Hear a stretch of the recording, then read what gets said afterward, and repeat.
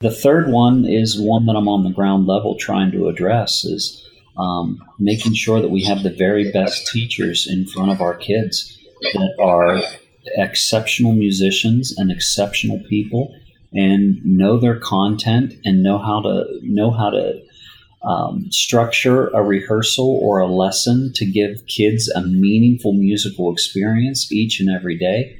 That's really the last part of the puzzle. If you're just hoping you can stay here long enough to collect some paychecks and get your summers off, I do want you to take this personally. I don't want you in music education. I want the very best, passionate, knowledgeable people. And the litmus test for me now is, as I look at some of these young educators, would I want you teaching my child? And that has lit a fire under me.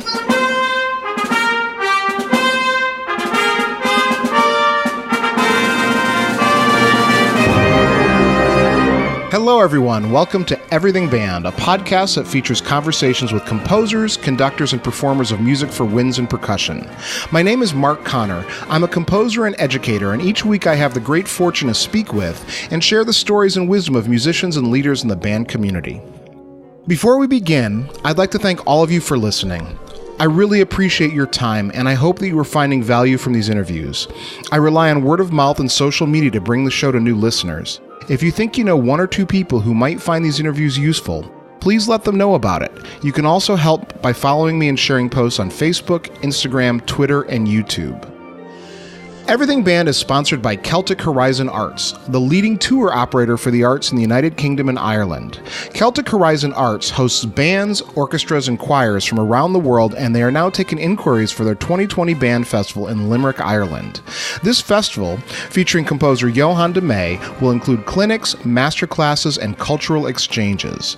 Bands and individual musicians are all welcome to participate and can find out more by contacting Keith Kelly at keith@CelticHorizonTours.com or find out more on Facebook at Celtic Horizon Arts. Now, on to the episode and this week's guest, Travis Weller. Hi, Travis. Hey, Mark. How are you? I'm doing well. Thanks for joining me on the podcast. I appreciate you having me on. It's great to be here. So, Travis, I first met you at Midwest a few years ago at the Grand Mesa Music Dinner, I think, is where we first chatted. Yeah, and I can never remember the name of the Thai place. It's right there. It's at the ground floor of the Best Western. Yes. Right around the corner from the Hilton. Yeah, I just can't remember the name of it. Thai spoon? Yep. It doesn't matter. It doesn't. So, Travis, you're a composer and you're a music educator, and you are finishing your first year at Messiah College. Is this correct? That is correct. It's been a wild ride, and as you and I have talked, sometimes you don't know what you don't know until you don't know it, and that's an okay place to be because you work really hard to figure everything out. Absolutely. So, can you tell the audience a little bit more about yourself, what you're teaching at Messiah, and where you came from before that? Sure. I'll go ahead and hit the Wayback Machine. And, I was in the spring of 1995 graduating from Grove City College. At that point, I was headed down to the University of Louisiana at Lafayette for a graduate assistantship. And 72 hours before I was getting in a car to drive down, which I will point out, I didn't actually have a map to get anywhere further south than West Virginia in my car upon reflection. And this is 10 years later, I realized this. But a school just about 20 minutes from me, and it was actually my fiance's hometown, called and said, "We've got an opening. Our band director left on Monday," and this was Wednesday. And they said, "Would you come and interview?" And I talked to a lot of people, and they said, "Yeah, you know what? You should take that interview. That used to be a really good gig." So I interviewed on a Friday. I got home. The superintendent called and said, "Hey, you are our number one candidate out of the 7 that we've interviewed. We've got one more coming in on Sunday. Can you delay leaving until Sunday?" I said, "Yeah, you know what? I can." They interviewed their last candidate on Sunday morning. The superintendent called me back. He said, "You're our guy. The board meeting's tomorrow at 8. Wear a tie." I did that, and I started with the kids on Wednesday. Meanwhile, they're in day 8 of band camp. I finished that week. I had an in-service day on Friday, and I started teaching with real-life children on the following Monday. So very much a whirlwind. And I thought to myself at the time, I'm going to stay here a few years, long enough that I can get my master's done, and then I'll be looking somewhere else. And lo and behold, it was 22 years later that I finally ended up resigning. During the time, birth of 4 children to my wife, and my wife and my kids have been a great blessing in my life. Completed a master's at Duquesne, and then a lot of prodding for some friends who were in higher ed, and they said, "You're the kind of person who needs to go get a doctorate. You need to do this."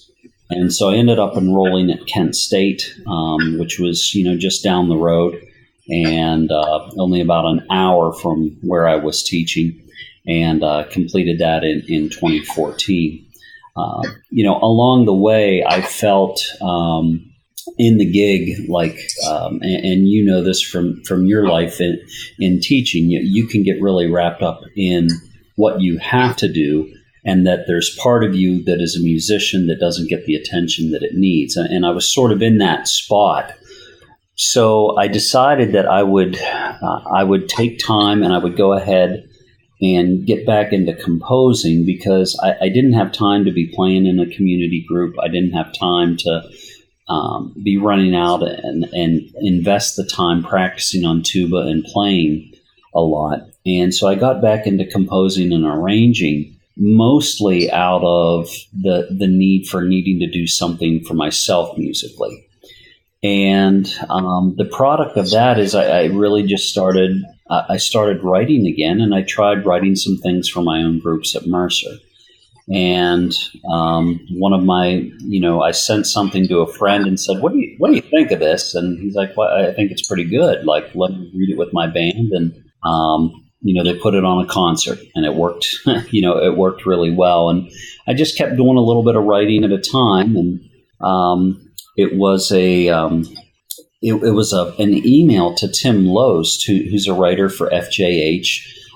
We were doing one of his works, and there seemed to be an error in this work. And so I contacted him through his website, and he said, "Thanks for contacting me. Yes, you're correct. This should be that. And the score is incorrect, and the part is incorrect as well. So if you make the change, that would be, great."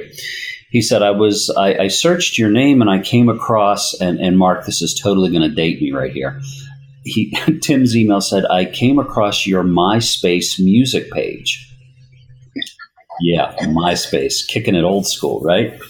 And so at that point, he said, I referred this piece to my editor, Brian Balmages. I think he'll be in touch. And the next day, Brian did get in touch with me, and he said, "Well, are you coming to the Midwest Clinic next week?" And I said, "Well, I hadn't planned on it." He's like, "Well, I'd like to talk to you more about it. If you could come out, that would be great." So, I took a couple days off work, spent $500 that my family didn't have, and I walked out of that Midwest Clinic with an agreement to publish American Visions with FJH. And, while I had been writing, and there had been a lot of things that I had written, that one was the one that really just sort of got the ball rolling for me to get a little bit more, national recognition. And so I tried to keep my writing with, for bands balanced with my writing and my presentations about instrumental music as an educator, and balancing both those paths. And I was in a situation last year, and this is such I'm giving you the complete crazy part of my story. I graduated from Kent, and a year later they called once again, they call in August, and they said, "Would you be interested in teaching our music technology for music educators course?" I said, yes, that'd be great. Is this for January, that I'd be starting? And Pat Kretzmacher, the lady who called me, she's like, no, this would be for next Wednesday is when the semester starts. And so, I just, jump right in and I figure it out. And of course, I'm a Finale guy and they're using Sibelius. Of course, I'm a PC guy and their entire technology lab is Mac. So, there was plenty of learning curve there. Kent launched a search for a director of music ed. I didn't apply because I just didn't quite have the credentials. And they ended up hiring Jay Dorfman, that I found that out. And so Pat called, and this is beginning of April, and she said, we still want you to come back and teach the music tech class. I said, Pat, I know you're a Cleveland Indians fan. Let me put it to you like this. You're giving the ball to the fifth day starter, and you went out and signed a Cy Young pitcher. That doesn't make sense. And she laughed, and she said, no, the way his schedule was loaded, he can't do it. So we want you to do it. Okay. 2 weeks later, she calls back. They had a departure they didn't anticipate. And she said, it's going to work out. We've given this couple things to this other person who is 3/4 time, and it makes them full time. And Jay's going to be able to do the music tech class. And I'm like, well, Pat, he should be. He's written 2 books on music technology. This is probably a good thing. And so it was left that way. I hung up with Pat, and I told my wife what had transpired. She's like, well, something else will open. And about that time, my phone rings after we go to my daughter's band concert, and it's Bill Stoneman from Messiah. And he said, hey, I want to talk to you about teaching online for us. So it ended up last year, I taught 2 classes online for the graduate school at Messiah while still working at Mercer. And then Messiah launched a search for a director of music ed. And Bill called me at the beginning of November, and he said, hey, I'd really like you to apply. The early returns of everything you've done with the grad school are great. I'd really like you to put your name in. And I said, I don't know, it's 4 hours from where we're living, and I'm not sure how to make that work. And so I just sort of left it, and my wife and I talked it over, and no, this is probably not a good thing for us. And so at the beginning of December, I'm working with my 7th grade band, Mark.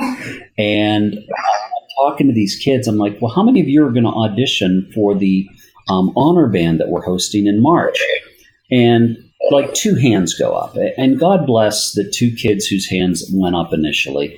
They were not the strongest musicians. They weren't going to be able to get through the audition requirements, but it's like they didn't want to let me down. And I said, well, what about the rest of you? Why aren't you going to audition? And the one kid finally speaks up, and he says, well, Dr. Weller, I might not make it. I said, well, yeah, that's true. You might not make it. I said, but I know one thing for certain. If you don't audition, you'll never make the band. And Mark, I have them. I've got a room full of kids, and I've got them right where I want them, because this is a teachable moment. It's a musical moment, but it's a life moment, and I've got them right where I want them. And I say to these kids, how's that work in real life? Well, you'll never get your dream job if you don't at least apply.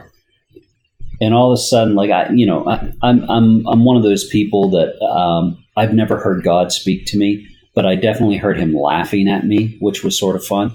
And I had this moment of clarity of, yeah, everything about that gig at Messiah is your dream job. It's student teachers, mentoring.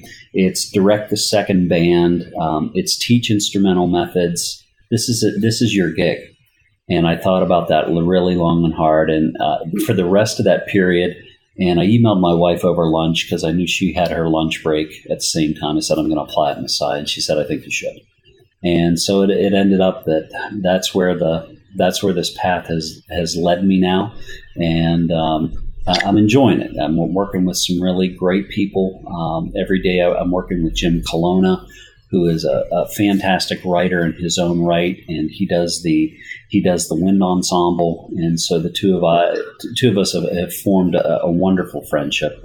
And then I get to work for Bill Stoneman, who is he is a great mentor. And he will never let me get too full of myself, because he's always, quick with his wit is very quick.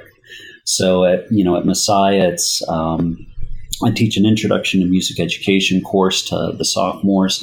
I do instrumental methods to junior vocal majors and senior instrumental majors. Student teacher observations, working with a graduate school program with 2 classes, and then I conduct the Symphonic Winds.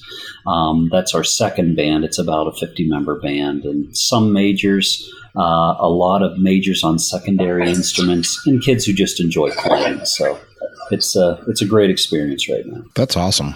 Travis, that's a great story, how that all came together for you. It's almost like every step sort of led to the next step in a logical way. And I'm sure it's not that easy in the moment. No, it never is. But the one thing that I think we would all do a lot better with is if we trust our coaches and we trust our training, and sometimes we just need to jump. And sometimes the only way the parachute that's going to help us glide through life is going to open is if we jump out of the plane. And, that's just where I'm at in life. Sure. So, Travis, you mentioned that you are a tuba player. Shh, don't tell anybody. I won't. So can you tell me, how did you get your start as a kid? What got you into music? I actually, my first memories of musicians was my dad, and who sang in church regularly. My aunt sang in church regularly. My cousin David played trumpet often. Then my brother started on trombone, and so did my cousin. And I would see them in band, and I would also see them play in church. And so I started out on tenor saxophone, and I guess I was okay, but I really felt like this is not the instrument I need to be doing. And so my band director was delighted to hear that, like, oh, you want to play the tuba? That's fantastic. And so a lot of my early playing and stuff was really just teaching myself. I took a tuba home one summer, and I'm like, okay, I'm going to figure this out. And, at the time, there wasn't really anybody in the area where I was directly that I knew that I could study with. So that was, in retrospect, I wish I would have looked maybe a little bit harder, but, it turned out okay. And I enjoyed, it was like I had found my voice, and I enjoyed being a tuba player. And like I said earlier, it's like I got away from playing the early part of my gig. But over the last 10 years that I was teaching public school, I really got back into playing because it really occurred to me much more. I became much more aware of my responsibility as a musical role model to be able to, because at the end of the day, most kids who came through my band room, I was the best musician they were ever going to see. And so I got back into like practicing regularly, trying to get into 10 to 15 minutes a day on the horn, even if it was just some of the mechanical and some of the technical things, strengthening the embouchure, working on tone. Even if it was just little stuff like that, I wanted to take at least 10 to 15 minutes a day and do that. And then if I could squeeze in some extra time where I would lead a rehearsal with a tuba, and that was, those sessions became a lot of fun because then it's like, okay, I got to transpose this flute part. All right, here we go. And then I got to transpose this clarinet part. Okay, here we go. And it was that showing those kids like, listen, I'm not afraid to grind through this part with you. And I don't think you should be afraid to grind through it. And let's work on it together. And let's try and get better.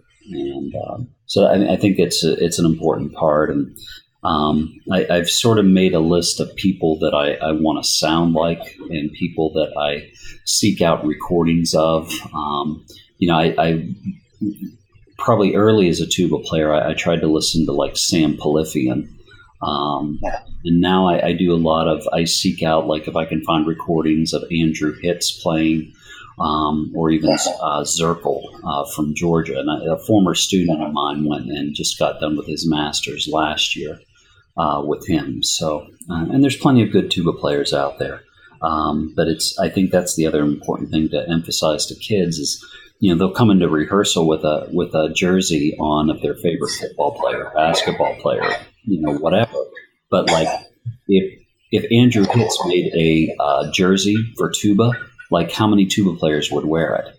And like getting that mindset into kids, like, hey, you need to have somebody that you model your sound after. Yeah. And I think it's really important. Yeah, I think Andrew would be quite flattered to hear this. Dude's a monster. He doesn't give himself enough credit. No, Andrew was a guest on the show early on last summer. Well, it's the thing that's funny to me, and most, like, if you looked at a music ensemble like a football team, it's like there's the running backs and the quarterbacks and the receivers, and they get a lot of the glory. But like I think about tubas and baritones, and I think about bass clarinets and bassoons and bari saxes, and like I think about trombones, and like there's a lot of unsung grind work that low voices have to do for an ensemble. Just like an offensive line who keeps the quarterback from getting knocked down, open a hole for a running back. There's a lot of that stuff that we do, and there is. I don't mean to speak ill of my other section mates in trumpet land or flute land or whatever, but there's a lot less ego in low voice parts in a band, and there's much more like just genuine camaraderie. That like, hey, if one of us is going out and going somewhere, there's might as well be 8 of us going out somewhere, because like, hey, let's go, everybody, come on, let's do this. And I think that's the one thing that I've enjoyed. Like I just my last concert at Messiah, I had Eric Henry perform with the band. He's the principal tuba for the Harrisburg Symphony, and he teaches tuba at Messiah. And I asked him if he would solo. So we just did something very simple, and it was Brian Balmage's arrangement of O Mio Babino Caro. And he just brought the house down. It was just delightful, but it was just being able to collaborate and just like that, like, hey, you want to do this? Yeah, man, I'll do it. Let's do it. That's great. Yeah, the low brass is interesting. I don't know if I'm just overthinking this, but it seems to me a lot of successful music educators are tuba players or low brass players. And I wonder if that's a little bit like so many major league managers or catchers. Well, and here's the thing. It's if you think about, and I've thought about that analogy as well. If you think about a catcher who is watching pitchers all day, and he's watching people that swing all day, and he's watching plays happen in front of him. And I think about the tuba player who sits in the back of the band and watches everything else unfold and listens to everything else that is unfolding. And, let's be honest, like, I played enough tuba parts where I was looking at notes that I could see through, the number of whole notes that I would have to play in any given song. And so technically you're maybe not as having to worry about as much. You're worried about tone, you're worried about intonation, but you're able to just open your ears and what else is going on all around me. And I do wonder about that very same thing, Mark, because I think it does lend itself to, you tend to observe a lot of things that go on as a low brass player. So, Travis, I'm curious about when you made the decision in high school or younger to go into music as a profession. What was that moment? Was there a teacher or a moment that inspired you for that? You know what? My high school band director was always a big idea guy. That's one thing that I had always admired about Paul. I always admired the lady who was the choir director. I was never in choir, but I worked with her through several musicals, and I had her for an appreciation course my senior year. And she definitely enjoyed going to work every day. And as I watched my dad, who was a who was a truck driver and who was really, at heart, he was more of a farmer than he was anything else. Like, that's what he enjoyed and loved doing. And so it came down to me, like, I want to do something that I'm really going to enjoy and I'm really going to love for the rest of my life.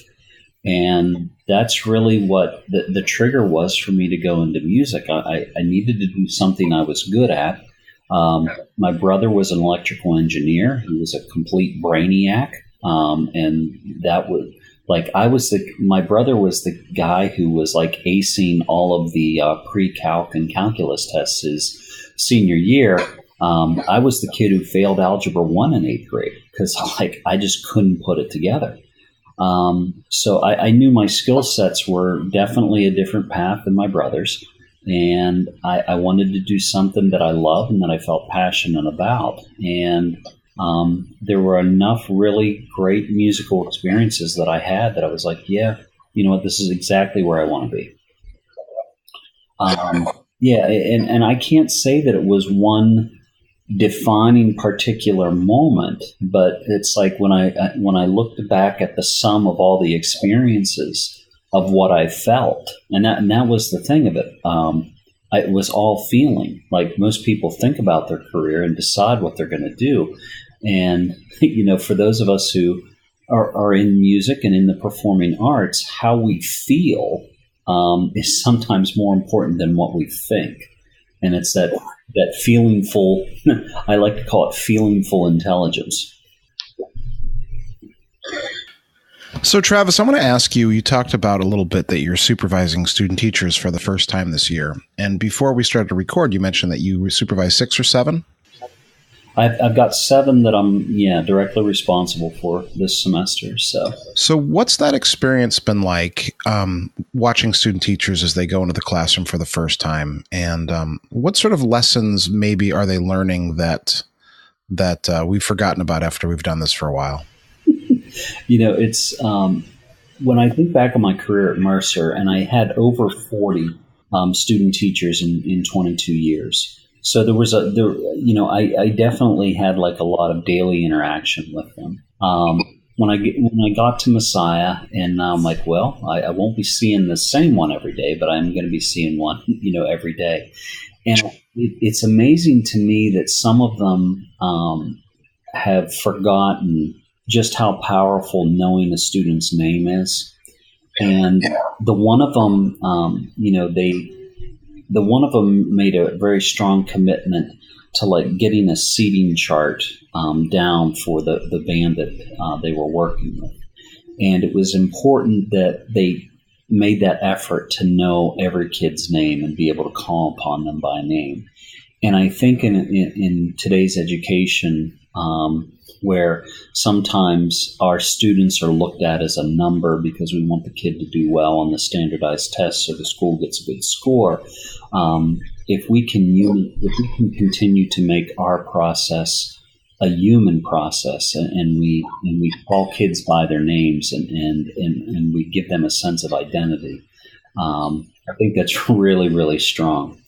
The other thing that has been a fairly consistent narrative for a lot of these kids that I call them kids, a lot of these student teachers I've been working with is planning and preparation.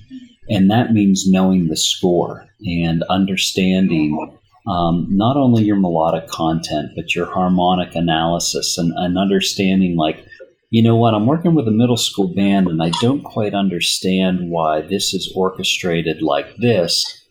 Oh, well, wait a minute. If he writes this note here, the clarinets are going to have to go over the break. But if he puts it here in the saxophone, it's a little easier for them to hit that note, and the clarinets can hit that note, and we still get this secondary dominant. And so watching the kids mature to the, you know what, I need to be prepared for 120% rather than I need to be prepared for 75%. And watching them make that little turn.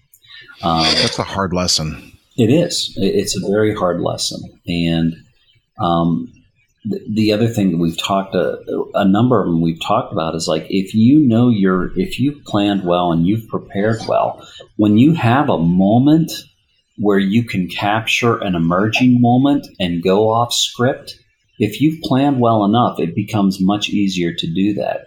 If you're just constantly shooting from the hip, you're never going to get anything done. If you don't put a plan in place for helping people achieve and reach, they're going to be reaching for nothing, because you haven't thought about how you want to get them to where you want them to be based on, do you know where they started?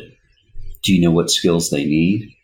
And so it's been, those are probably the two things that I've seen the most in them, is they understand that they need to get to know their students and be personable with them, and that planning and preparation is really gonna rule the day. And the third thing, and this has been something that I've been trying to drive home, it's about the teacher. It's not about your facilities. It's not about your students. It's not about what equipment you have to use. For me, it starts and ends with the teacher. I went and did a little clinic at a school. We didn't have a student teacher there. He invited me up. Would you come listen to my group? Matt Weissman, and it's this little rural district with 45 kids in the band, and I was completely blown away with the level that he had set for them, what he asked those students to do, and how they were reaching it.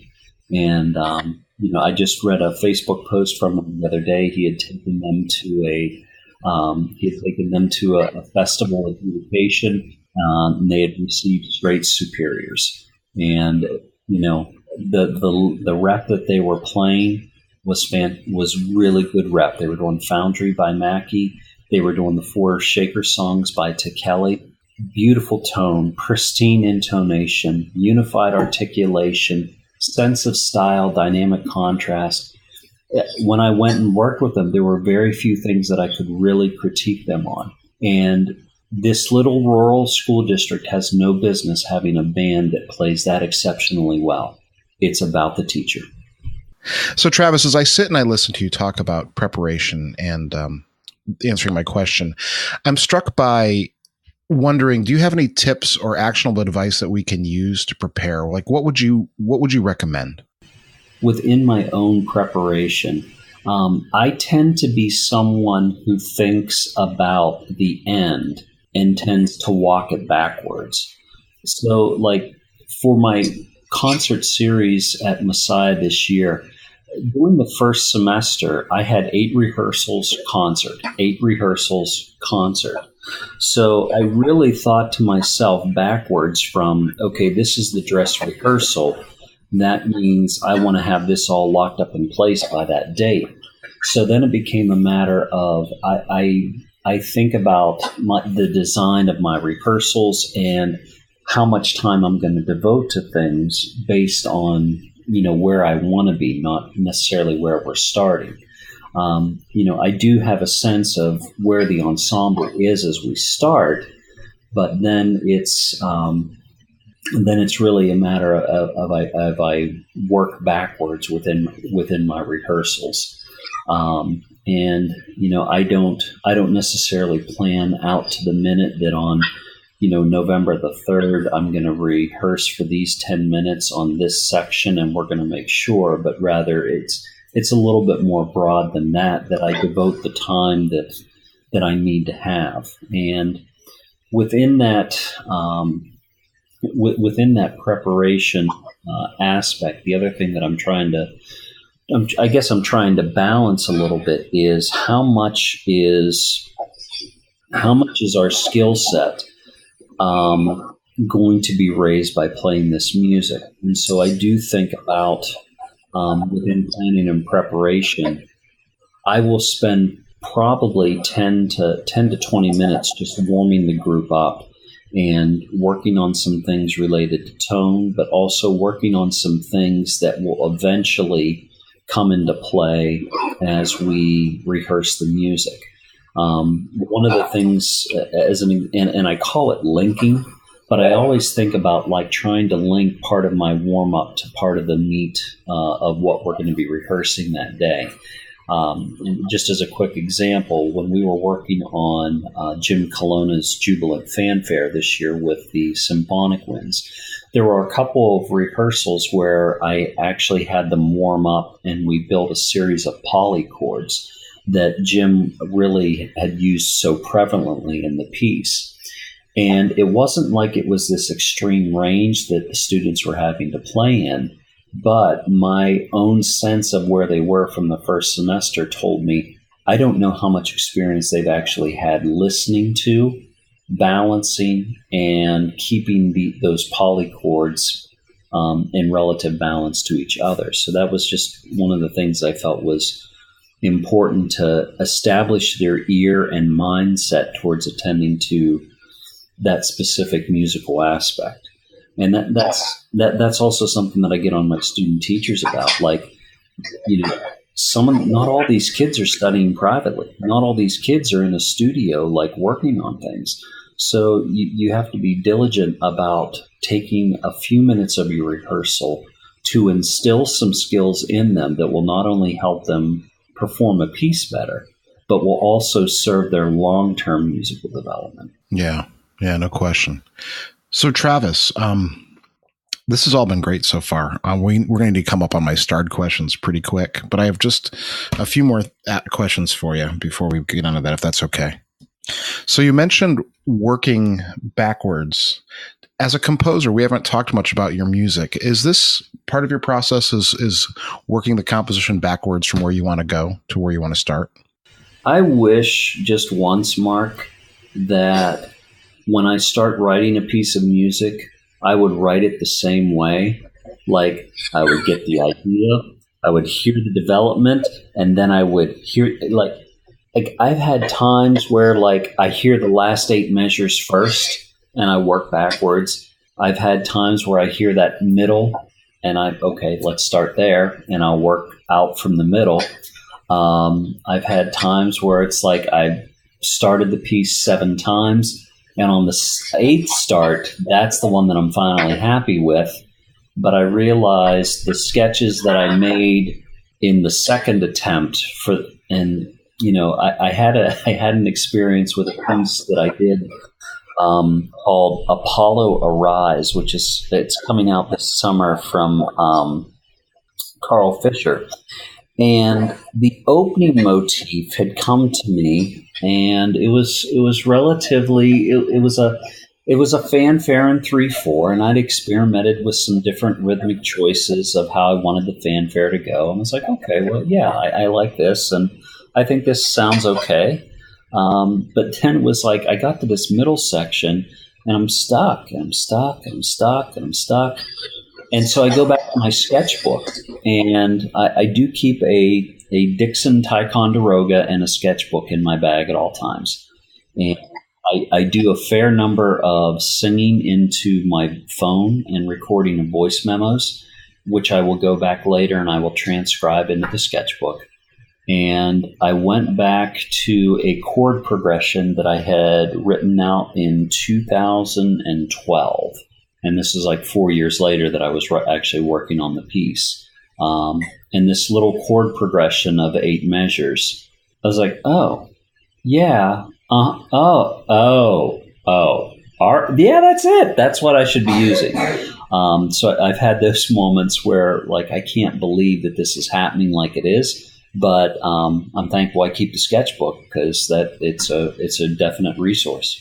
Travis, when I first met you, you had a really good online presence, and you still do.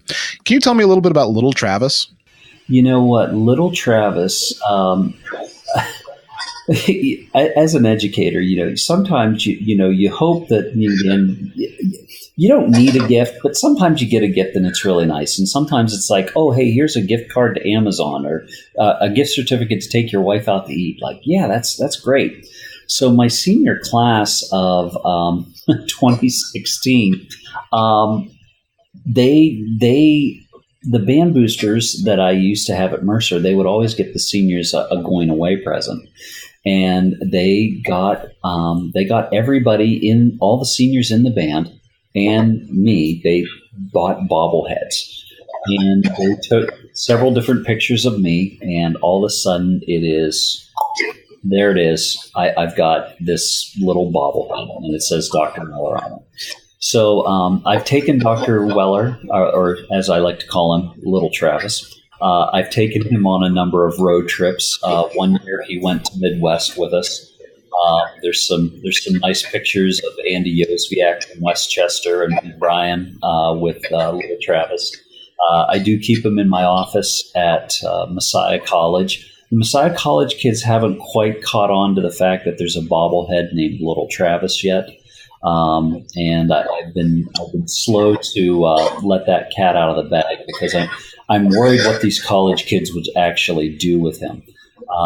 But I have it's become a little bit like the flat Stanley. It's like, okay, where's Little Travis today, and what is he doing? So I think it's a really charming little thing that you do when you take him on your road trips. Yeah, so that's what I was hoping he'd make an appearance on the podcast, but well, you know what? Actually, he can't. He is out clinicking a band right now. So, oh, okay, yeah. All right, a little band. It's a little band, yeah. I'd like to take a short break from our episode to invite you to listen to my music at markjconnor.com. I am always seeking opportunities for collaboration. If you are interested in commissioning a new piece of music for me, having me work with your students in person or via Skype, or to just say hello, please drop me a line at markjconnor@gmail.com or through the contact form on my website.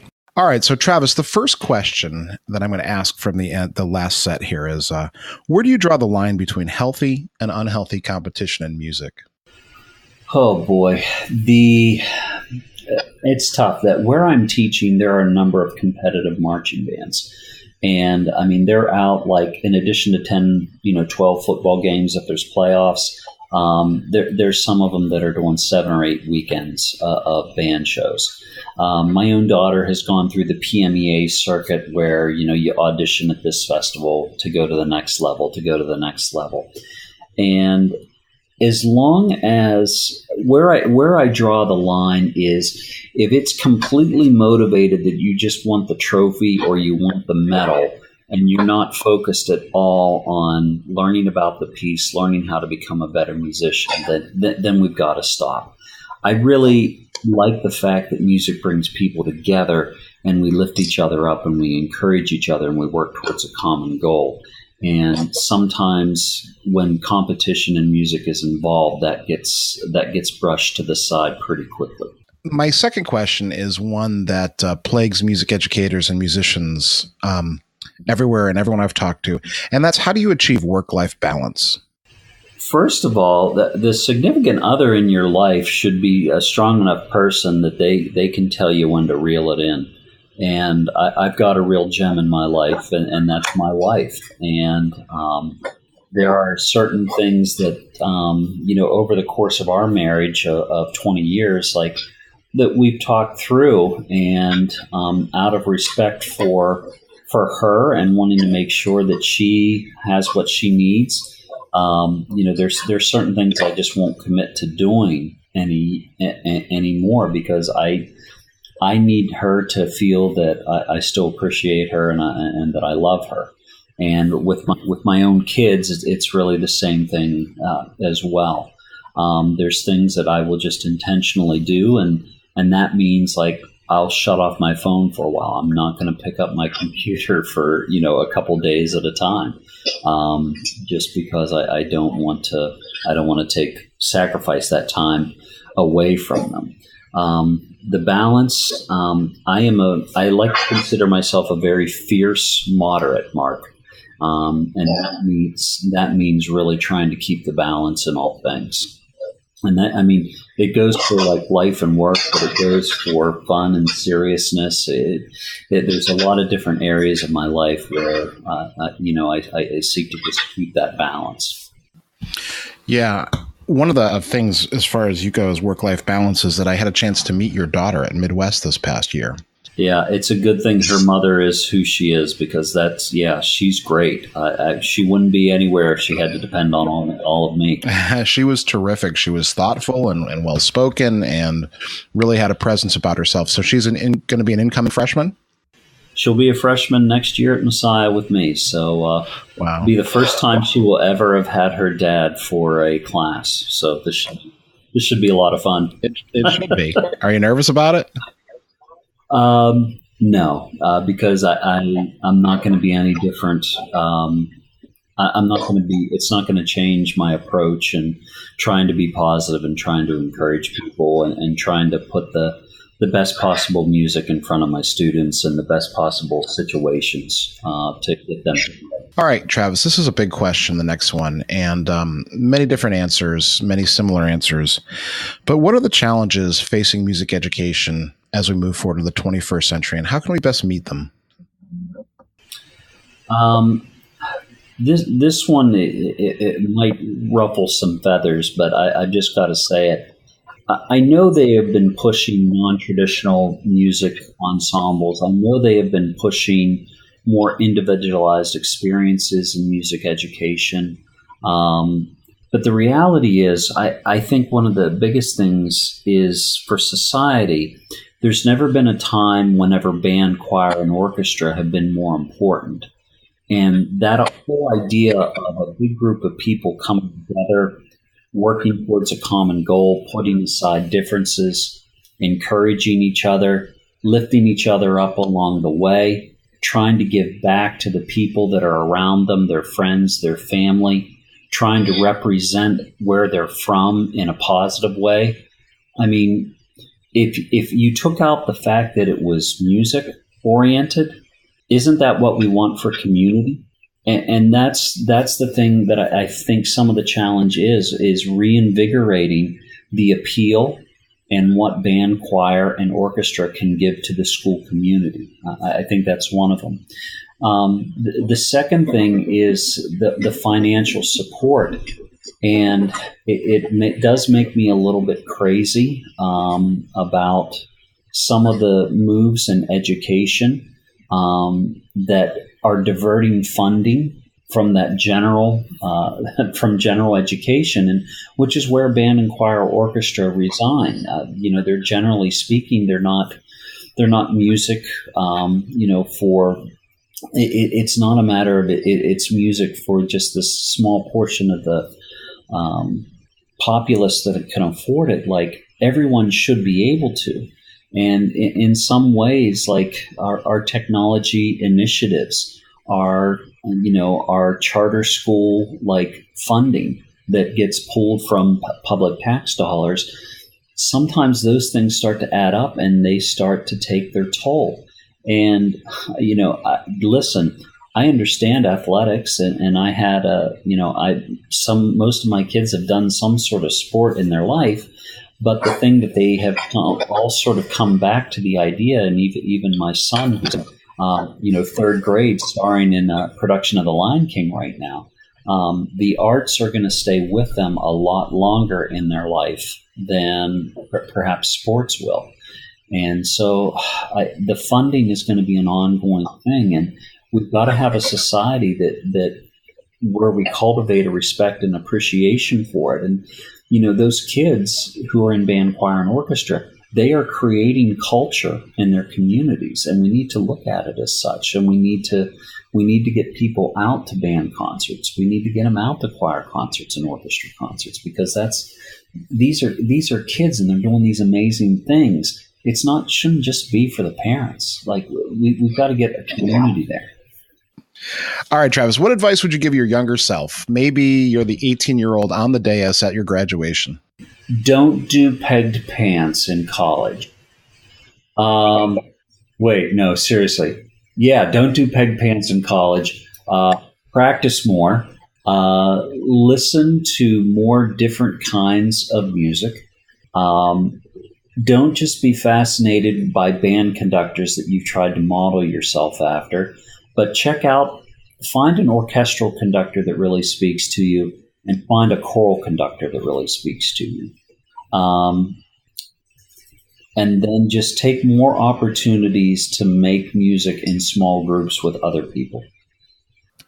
If you could plan it out, this is a tough question. If you could plan it out, what would be the final work that you'd like to conduct, and why? The last piece that I would ever like to conduct, it would be the same piece that is my favorite piece of all time, I would want to conduct the Thomas Tallis variations by Ray Vaughan Williams. If I was stuck on a desert island and could only listen to one thing the rest of my life, it would be that song. If that was the last thing I ever got to conduct, I would totally, I could be done, definitely. The first time I heard that piece, I was dumbstruck by, I couldn't believe what I was hearing, and I couldn't believe that it was all strings, and I absolutely loved it. I loved it so much, Mark. I listened to it in music history. Immediately after music history, I was supposed to have string methods. I skipped string methods, and I drove to the mall and went to we used to have these things back in the 90s called record stores. They were really cool to buy records there. I recall. Yeah. Okay. Good. But I went there and I got my own, and I got it was actually Slatkin with he might have still been with St. Louis at that point. But I got that CD, and I was like, yeah, this is exactly. And I had to have my own copy because I wanted to listen to it again. And it was like 18 minutes of my life, but I was like, this is the best 18 minutes I've spent in a long time. Yeah, St. Louis has a pretty good band here in town. They do all right. If you're into that pristine intonation and thoughtful musical, nuance and phrasing, yeah, they're good. Is there anything coming up that you'd like to promote? Oh boy. You know what? I would say, gosh, that's such a bad question for me. Only because I do struggle a little bit with, self-promotion. Any times that I've tried to advertise things on Facebook, I usually preface it with, there's lots of good choices out there, but if you please consider, and I still do an email list, to directors, and, I do try and couch that very carefully. And like the first thing is, if you don't want to receive this from me, please just send me an email that you want to unsubscribe, and I'll be happy to take you off the list. If there were two things that I'm exceptionally proud of, they're both coming out this summer. One is a beginning band work from Ludwig Masters called Renaissance Round. And it was a neat little piece to write, and it's intended for maybe a third semester of music instruction, for young musicians. And I had to write it because it was interrupting me getting another piece done. And that one's called Metro Dances. And I wrote it for the North Hills Wind Ensemble in Pittsburgh. Len Lavelle and Chris Ballantyne, who are exceptional educators. Their band, they asked me to write, and the year before they had Julie Giroux, and they had some serious heavy hitters. And whenever they asked me, I was like, I'm not sure why they're asking me, because I'm not sure I'm good enough to carry these people's gig bag into the gig, And so, but I was really pleased with how the piece turned out, and I was in the middle of working on this piece, Metro Dances, and I got this little tune stuck in my head, and that's what became Renaissance Round. And I literally had to stop work on this grade 4.5 piece for a high school wind ensemble and shift gears and write this little elementary piece that was going to be 1:20 long, because I couldn't get it out of my head and it was impeding my progress. Those are both coming out this summer. Metro Dances is a Warren Jones publication. Cool. Cool. So, Travis, how can people get in touch with you? They're more than welcome to hit me up on Twitter at Travis J. Weller. They can also, of course, contact me at Messiah College, tweller@messiah.edu. And those are usually the two best ways. I do get messages through my Facebook page, and I try and answer those as quickly as they come in.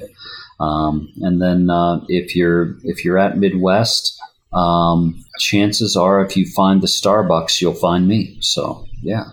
they're welcome to hit me at Travis J. Weller at travisjweller.com. So, Travis, is there anything that we missed that you'd like to talk about?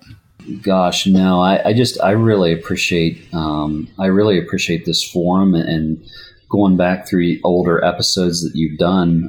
It's really enjoyable listening to the perspectives of some of the big. I like to think of them as big names in the industry because they're willing to speak their mind and talk about all things bands. So I'm going to have to go back and listen to the Andrew Hitz interview. I missed that one.